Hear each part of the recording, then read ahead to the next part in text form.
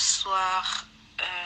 Je viens pour dénoncer aussi le prophète Luc Sylvain Bouma. Son église s'appelle La Parole Révélée. L'église est actuellement située au PK7. Voilà. Moi, je suis arrivée à cette église en 2017. J'étais jeune et tout.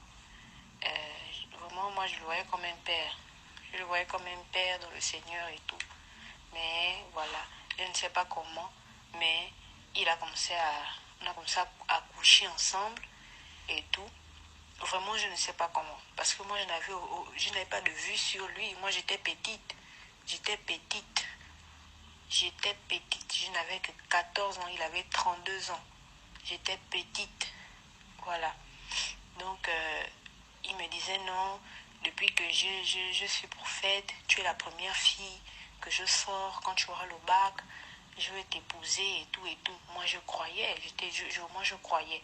Après une année plus tard, je découvre que d'autres sœurs dans l'église sont enceintes de lui. Je me dis que mais comment ça donc? Il m'a menti, il m'avait menti. Et l'année qui suivait, moi aussi je suis tombée enceinte.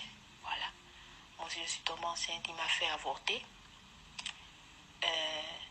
Après, 2021 encore, 2 années plus tard, il m'a fait encore avorter. Je suis tombée enceinte encore, il m'a fait encore avorter. Voilà, parce qu'avec la crainte que l'église découvre, que voilà, et puis aussi que mon père aussi découvre, donc il m'a encore fait avorter. Couché dans le temple, tout ça là où il faisait, m'emmener à la mort, à la rose, je crois qu'il est au PK8, il faisait, et tout ça là, il couchait aussi toutes les autres filles de l'église, toutes les autres filles, je dis bien toutes les autres filles, il faisait les bébés même avec les autres filles. Et il nous enseignait les choses qu'il prenait à la mort, qu'il prenait sur YouTube et tout, c'est ce qu'il nous enseignait. Vraiment, je viens pour dénoncer ça, pas parce que j'ai mal, mais non, mais c'est parce qu'actuellement, il y a toujours des jeunes gens là-bas. Il y a toujours des gens là-bas, en fait. Donc, vraiment, je viens pour dénoncer ça. Et j'étais comme envoûtée, hein. J'étais comme envoûtée parce que vraiment, moi, je pars à l'église. Je travaille pour lui, je nettoie, je suis là au service. Je suis même à la maison, peut-être un matin, je travaille chez mes parents. Dès qu'il me dit, je suis là à la sortie, sors, j'abandonne tout. Je pars là-bas. Il me bastonnait, il me frappait, il m'humiliait, il me méprisait devant tout le monde.